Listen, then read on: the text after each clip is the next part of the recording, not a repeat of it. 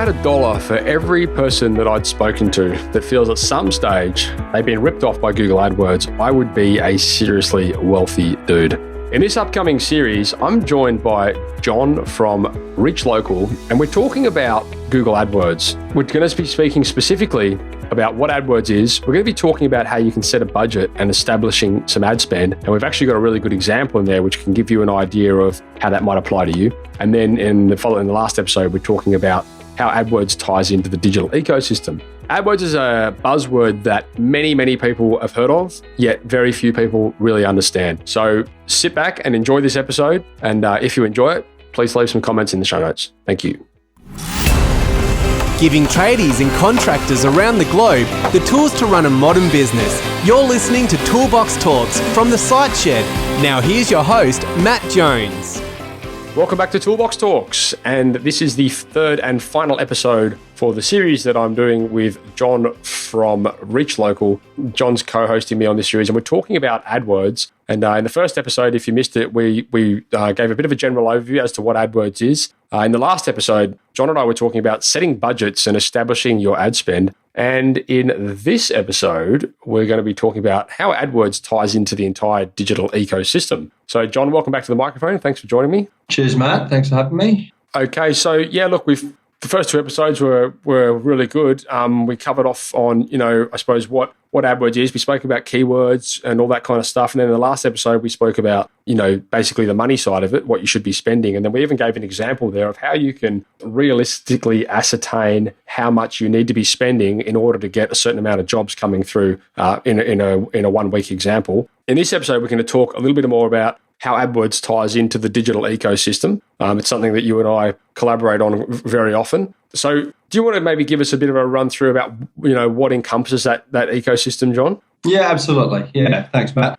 Certainly what we refer to with the ecosystem is a combination of all of those elements that effectively drive traffic through to your website, whether that be through certainly an AdWords campaign, your SEO, your social media, which could be a mix of obviously your Facebook or LinkedIn or Twitter or whatever you utilize for social media. And it also considers all of those elements outside of the online space. So whether it be television, newspapers or billboards or radio advertising that you may be running. So AdWords is part of the ecosystem and certainly a key source of lead generation. When we look at the ecosystem, I suppose from a purchase cycle, I suppose there's a number of elements that you can drive traffic for buyers that are in, I suppose, what we refer to as the three phases of a buyer's cycle. The initial one being awareness. So when someone's unlikely to buy, but they're considering, for example, maybe getting a roof done for the house. They then go through consideration phase where they're obviously then going to start looking at other roofs. They might maybe speak to the odd roofer, have a conversation with a neighbour, whatever it may be. But they're in consideration phase of looking at potentially getting the roof replaced. And at that stage, there's a number of different mediums that you can do to target that audience. And then finally, there's the purchase phase. And certainly with your AdWords, you really want to be targeting those people that are, they've done their due diligence, they know the product they're looking for, they're in a certain area, and we want to get them at that point when they know their product, they know the service they want, and they're ready to buy. Okay, so let's dive into that a little bit further. So somebody who's potentially, this is a really good example you've just given here, and it's a good framework. I haven't actually seen this before, but awareness, consideration, and purchase. So this is a good example, I would imagine, of where, the different forms of content or marketing would be more relevant to the certain stage that person is in. So if somebody's in an awareness and consideration phase, there's probably a good chance that good organic content in the space of blogging or vlogging or YouTube videos, whatever it is, that may well serve them better than AdWords. Would you agree with that? Absolutely. So this would be more at a stage where a business would be looking to doing a branding exercise. So they may do some site retargeting, perhaps some display, some banner advertising on various websites, opposed to your more targeted AdWords. Okay, so going back to that example where let's talk about somebody who may be potentially in the market within the next 12 months to have a first floor addition built onto their home or a renovation. Let's say, so what they're looking for, they could jump online. They're not necessarily looking for an ad to find somebody specifically that can do that renovation. What they're looking for is information regarding to renovations. So, from a content creation point of view, if you have on your website content relating to renovations, so say somebody's located, wherever they are in a suburb of Melbourne, and they've got a really good article on their website, or they've got a little video series where they're talking about a renovation that they did on a home, and they're educating the reader or they're educating their viewer. That would be a perfect bit of content for that visitor, because that's what they're looking for. They're not necessarily out there looking for renovation expert Melbourne. Absolutely. That's you nailed it. That's exactly what it is. So we certainly, at that point, you want to be informative, not necessarily selling to that person that's doing a bit of a browse online, but certainly providing information pieces. And if you've done your SEO and you've optimized your site as well as you can, obviously your organic traffic would then be benefiting at that point. And this is another thing as well, which is this is important for, I suppose, people to consider. In that scenario where you've got people that come to your website looking for information, if down the track, in 12 months, 18 months' time, they're going to be moving into that purchase cycle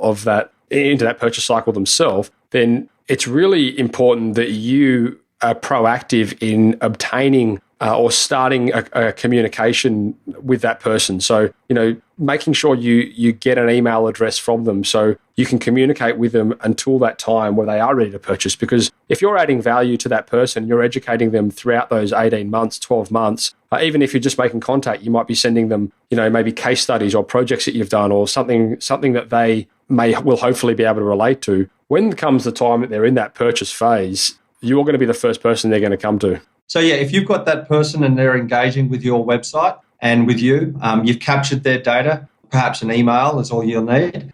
You have the opportunity to then communicate through your direct mail, through an effective CRM. And then obviously if you've got that IP address, you could do things such as site retargeting and search retargeting. So displaying and keeping your product or brand at top of mind through an effective display campaign through to search. Okay, well, we haven't even touched on, I suppose, retargeting or remarketing. That might even be another episode, but just to give the listeners a general overview of what remarketing is, do you want to just run through that? Sure. There's two elements. We have search retargeting, which gives us the opportunity to display ads.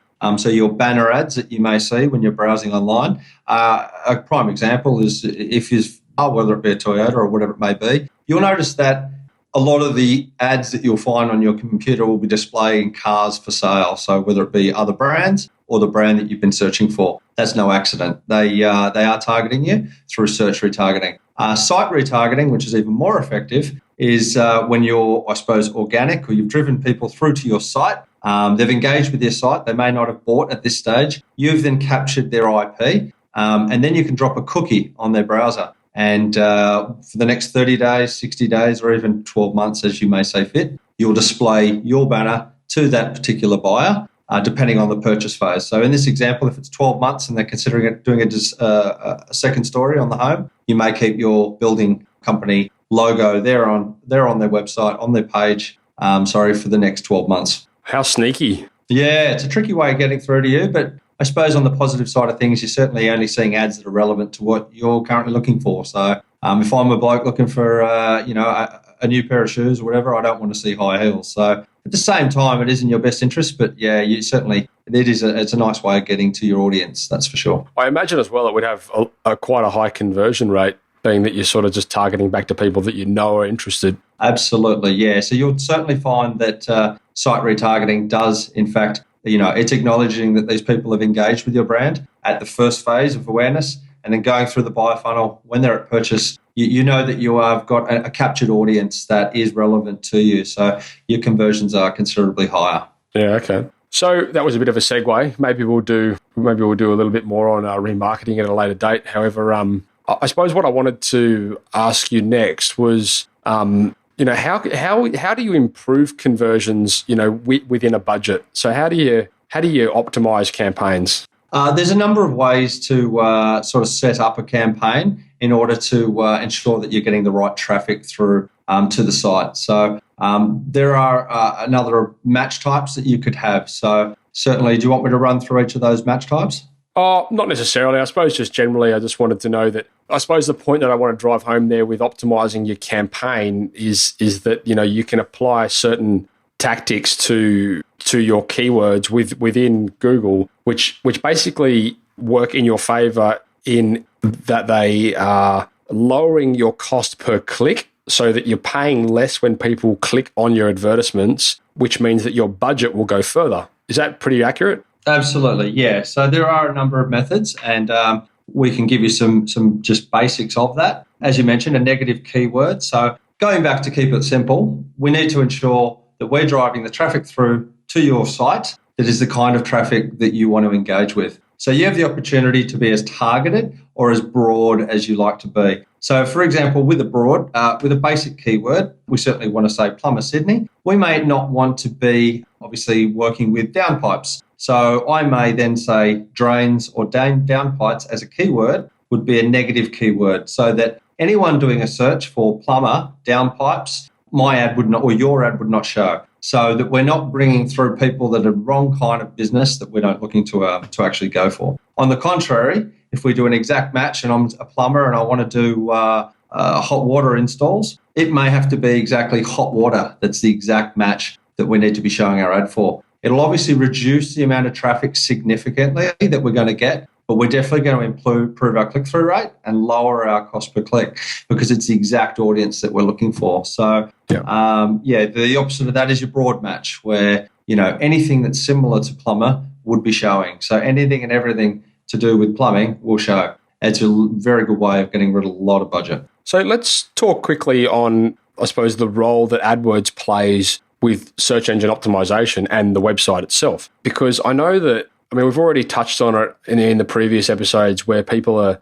driving ads back to a non-converting website. Therefore, they're not getting the ultimate bang for their buck from a conversion point of view. So in a scenario where somebody does want to run an AdWords campaign, say, let's use the example you just used, hot water, okay, for a plumbing company.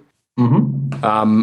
So I would have a page built specifically on my website, which is talking about hot water heaters, hot water installation, whatever it is. Is that right? Absolutely. So, yep. And then that page I would have optimized for the search engines. So it would have SEO principles instilled on it. Correct. Yep.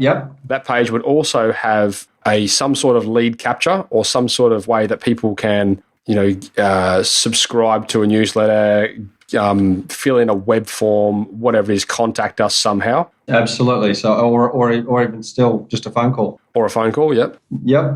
And then, of course, from an ads point of view, if you wanted to run an AdWords campaign, you're driving people back to that page specifically. Is that right? Absolutely. So you get the best user experience possible. Okay. So that kind of gives you a bit of a framework around how that ecosystem works in the space of, that specific topic of hot water heaters. So, it's not just a case of running an ad. You've also got to consider the website. You've got to consider your opt-ins on the website. You've got to consider the SEO strategies that you've got tied into that page. You've got to consider all these things. So this is the reason why I suppose I wanted to do this episode. That whole digital ecosystem, it all ties into each other. And primarily, you've got to be quite proactive in getting those steps done correctly. If you're driving an AdWords campaign to a website that doesn't have those conversion elements built into it, then there's a really good chance that you're just wasting your money. Correct, that's right. And not only that, Google will punish you with a low quality score, which will significantly increase your cost per click. Okay, so why don't we go through some, what could be like some steps for people if they are looking at running an AdWords campaign, and I suppose we'll get to wrapping up this episode and this series after this, John. But so what would be the first thing that people should focus on? Would it be having a website that's built with conversion elements in place? Absolutely. Look, if the way we see it is that obviously if you're paying for that click, you want to get the best value for that person that's coming through to your site. Yep. So naturally, you want to obviously get someone like yourself, Matt, to get a page where you can capture, engage that particular user, and you've got your content on that page that is informative for that particular focus that you have. So whether it be plumbing or hot water installs, that particular page has to have as much information as possible and as many opportunities to capture the data and for the user to engage with that particular website so that we're getting our best value for that click. Okay, so first step is, get the website built correctly. Second step, as you just said then, make your content relevant to that search. Yep, absolutely. And then put together a list of, I suppose, products or services that you want to be found for, or someone searching online that's going to be relevant to you and your business. Yep. So that would then come under a group, your ad group or your focus for what people are searching. You want to then have a text ad that's related to that keywords. That's obviously going to be with a strong call to action. So your text ad, as we know, is the paid position on the Google page. And we want that to have a strong call to action so that people are more likely to actually click on that particular ad. Okay. So we've got the website, we've got the content or the page built with content relevant to that specific service. Then once we have that, we want to make sure that there's a strong call to action on that website. And then once you've got all that stuff in place, then we would go ahead and run an advertisement driving traffic to that page specifically. Absolutely. And then obviously, ideally, people pick up the phone and engage with you to get some business done. Mate, I think that's a pretty good framework there for how that ecosystem ties in. What do you think? Yeah, I do. And I'll obviously have some PDFs to share with you that the users can have a look at on the website. Oh, beautiful. Okay, so that'll be great. We'll post all that stuff within the show notes. John, I think that pretty much wraps up this episode and as a result, this series. Great. Thank you. And I appreciate it. I hope everyone found that pretty helpful. Yeah, no, I'm sure they did. I don't think we've missed anything, have we? Not necessarily. Obviously, look, there's a lot of elements and, if someone needs some help, then I'm here to help. Okay, John. So, we're going to have that page built off the back of our website for you, for anyone that wants information relating to AdWords, and that will also give them access to you guys. Where can people find you regardless? Is it reachlocal.com.au?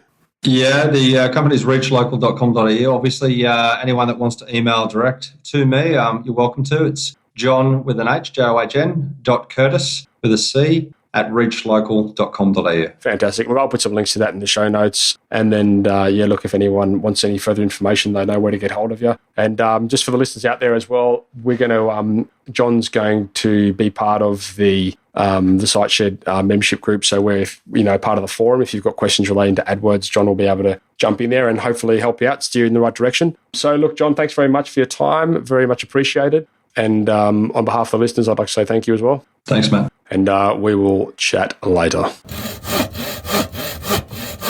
So that concludes this series on AdWords. I'd like to thank John from Reach Local for co-hosting me on those 3 episodes. Did have a bit of technical issues throughout the recording there. However, we got there in the end. So I hope your listeners got something from that. Once again, if you'd like more information in relation to AdWords, we have a page built off the back of the SiteShed website, which is thesiteshed.com/AdWords. You'll be able to get access to more material in relation to what you've heard there. And you'll also be able to connect with John directly from that page. So once again, thanks to you listeners, and thank you, John, for co-hosting me on that series. And that's a wrap.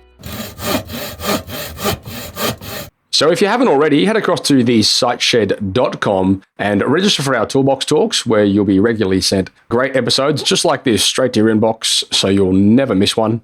If you want to join the community, you can head across to thesiteshed.com/members, where for a small monthly fee, you'll get access to regularly updated training material, as well as access to our forum, where you can mingle and collaborate with trade-based business owners just like you from all over the world.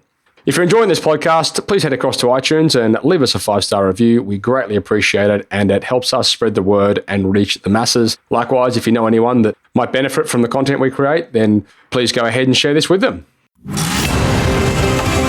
You've been listening to Toolbox Talks by The SiteShed. For more great content just like this, head across to thesiteshed.com and join the amazing community of savvy trade-based business owners.